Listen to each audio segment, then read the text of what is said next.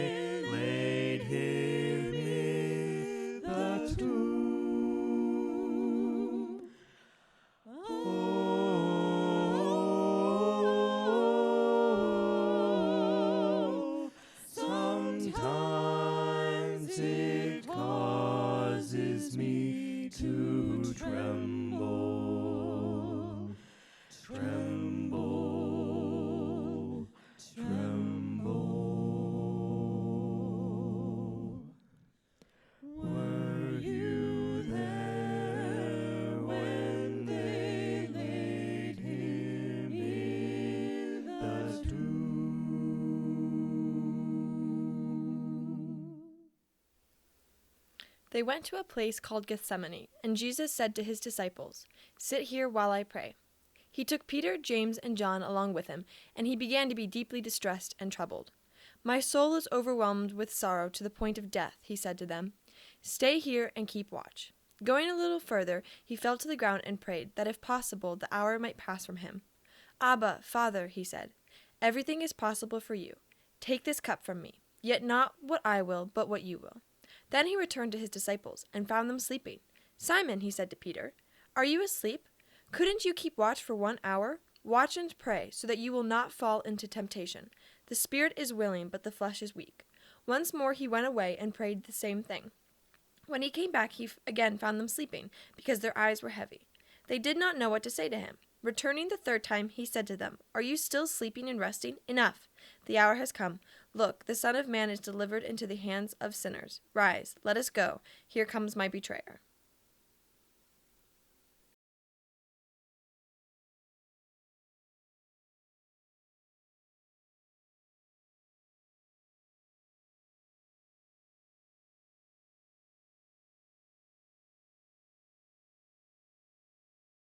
While he was still speaking, a crowd came up, and the man who was called Judas, one of the 12, was leading them.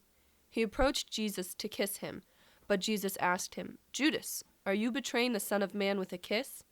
When Jesus' followers saw what was going to happen, they said, "Lord, should we strike with our swords?"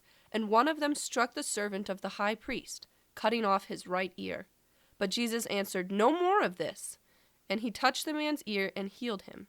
Then Jesus said to the chief priests, the officers of the temple guard, and the elders who had come for him, "Am I leading a rebellion, that you have come with swords and clubs? Every day I was with you in the temple courts, and you did not lay a hand on me. But this is your hour, when darkness reigns."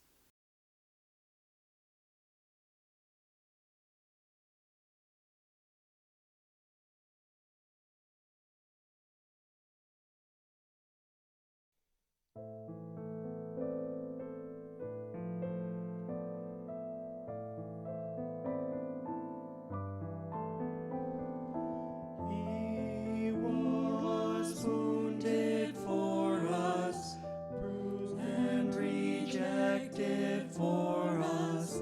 The chastisement of our sin was placed on him.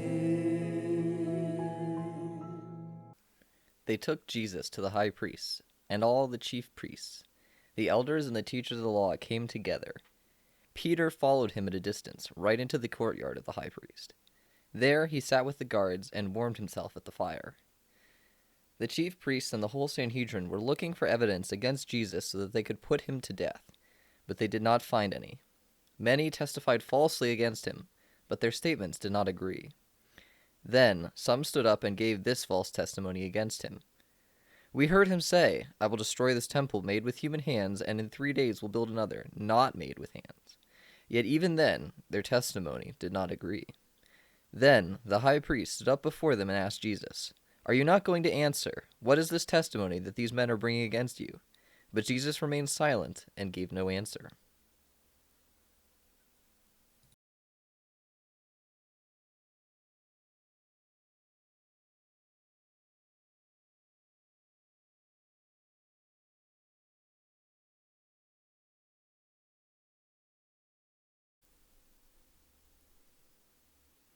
Again the high priest asked him, "Are you the Messiah, the Son of the Blessed One?" "I am," said Jesus, "and you will see the Son of Man sitting at the right hand of the Mighty One and coming on the clouds of heaven." The high priest tore his clothes. "Why do we need any more witnesses?" he asked. "You have heard the blasphemy. What do you think?" They all condemned him as worthy of death. Then some began to spit at him. They blindfolded him, struck him with their fists, and said, "Prophesy." And the guards took him and beat him.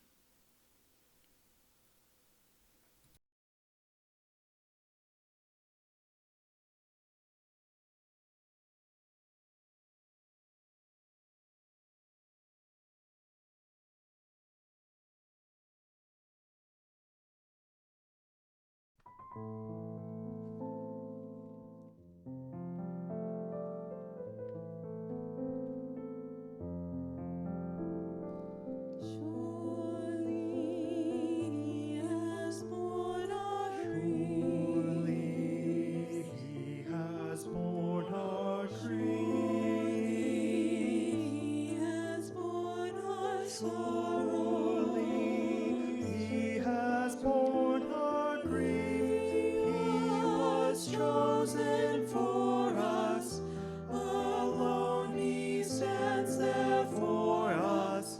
The sins of all the world were placed on him.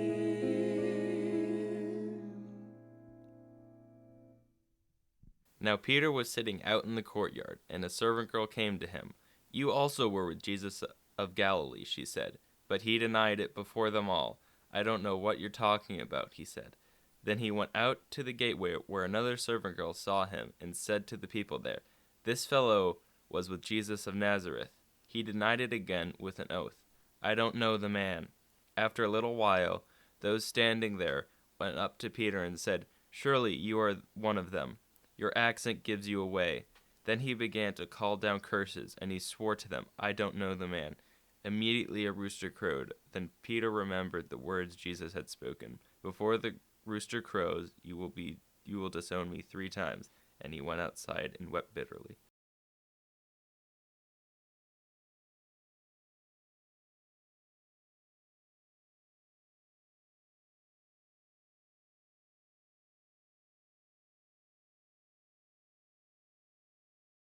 Early in the morning, all the chief priests and the elders of the people made their plans how to have Jesus executed. So they bound him, led him away, and handed him over to Pilate the governor. When Judas, who had betrayed him, saw that Jesus was condemned, he was seized with remorse, and returned the 30 pieces of silver to the chief priests and the elders.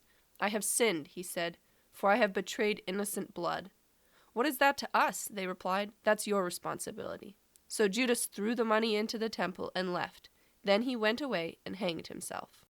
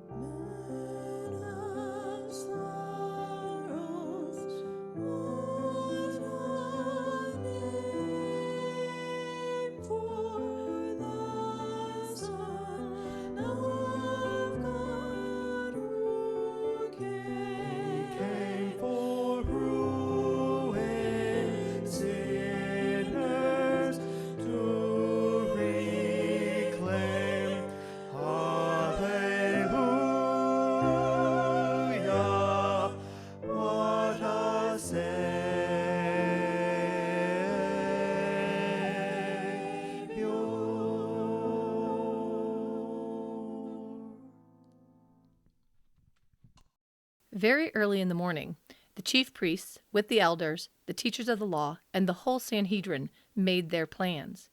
So they bound Jesus, led him away, and handed him over to Pilate. "Are you the king of the Jews?" asked Pilate. "You have said so," Jesus replied. The chief priests accused him of many things. So again Pilate asked him, "Aren't you going to answer? See how many things they are accusing you of." But Jesus still made no reply, and Pilate was amazed. Now it was custom at the festival to release a prisoner whom the people requested. A man called Barabbas was in prison with the insurrectionists who had committed murder in the uprising. The crowd came up and asked Pilate to do for them what he usually did. "Do you want me to release to you the king of the Jews?" asked Pilate, knowing it was out of self-interest that the chief priests had handed Jesus over to him. But the chief priests stirred up the crowd to have Pilate release Barabbas instead. "What shall I do then with the one you call the king of the Jews?" Pilate asked them. "Crucify him," they shouted. "Why? What crime has he committed?" asked Pilate. But they shouted all the louder, "Crucify him!" Wanting to satisfy the crowd, Pilate released Barabbas to them. He had Jesus flogged and handed him over to be crucified.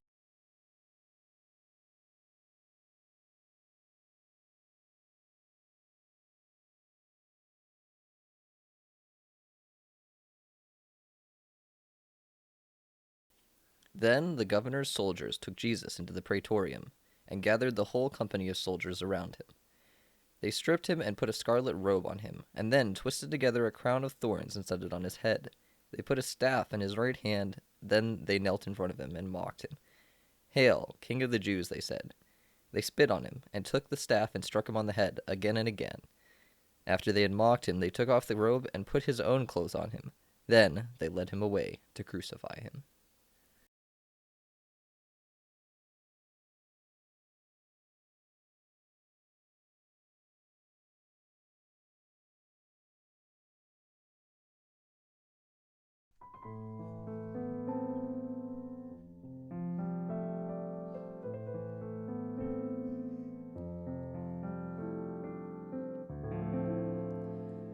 Surely he has borne our grace.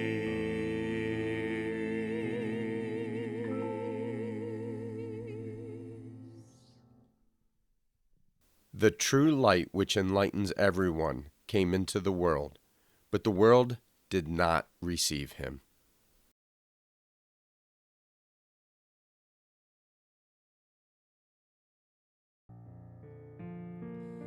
Our Father,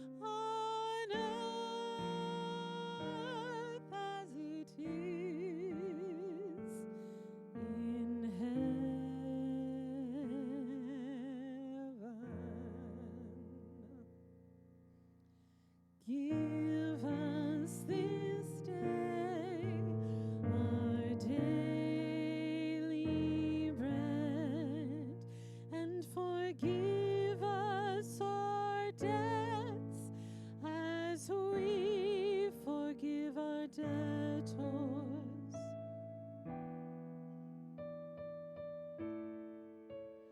And lead us not into temptation, but deliver us from evil.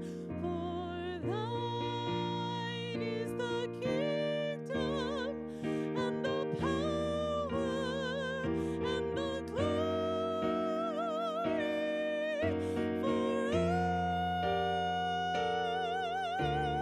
forever.